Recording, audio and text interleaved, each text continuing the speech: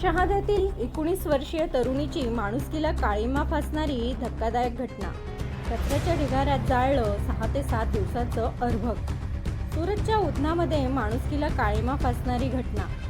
नवजात भ्रूण कचऱ्यात फेकून जाळल्याप्रकरणी नंदुरबार जिल्ह्यातील शहादा शहरातील 19 वर्षीय तरुणीला अटक.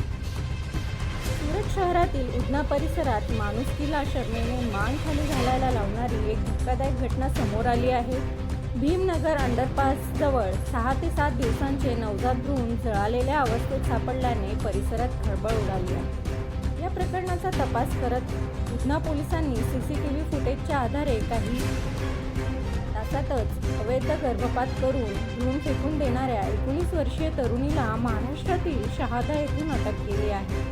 उधना येथील भीमनगर अंडरपास जवळच्या कचऱ्याच्या ढिगाऱ्यात एक नवजात भ्रूण जळालेल्या अवस्थेत आढळले होते. स्थानिक नागरिकांनी पोलिसांना माहिती दिल्यानंतर उधना पोलिसांचे पथक तातडीने घटनास्थळी पोहोचले. प्राथमिक तपासात असे समोर आले की पुराव्यांचा नाश करण्याच्या उद्देशाने तरुणीने भ्रूण घराच्या जवळ असलेल्या कचऱ्यात फेकून दिले होते. त्यानंतर कचऱ्याला अचानक आग लागल्याने हे निष्पाप भ्रूणही जळून खाक झाले.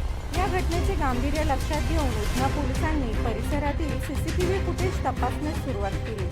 CCTV फुटेजचे अचूक विश्लेषण करून पोलिसांनी अवघ्या काही तासातच संशयित तरुणीचा शोध लावला. पोलिसांच्या प्राथमिक चौकशीत 19 वर्षीय तरुणीचे हे भ्रूण स्वतःचेच असल्याची कबुली दिली आहे. तरुणीने पोलिसांना दिलेल्या माहितीनुसार ती मूळची महाराष्ट्रातील नंदुरबार जिल्ह्यातील शहादा येथील रहिवासी आहे. शहाद्यामध्येच राहणाऱ्या ईश्वर नावाच्या तरुणासोबत तिचे प्रेमसंबंध होते. यातून ती गरोदर झाली होती. बदनामीच्या भीतीने गर्भपात करण्यासाठी तिच्या प्रियकरानेच तिला औषधे दिली होती.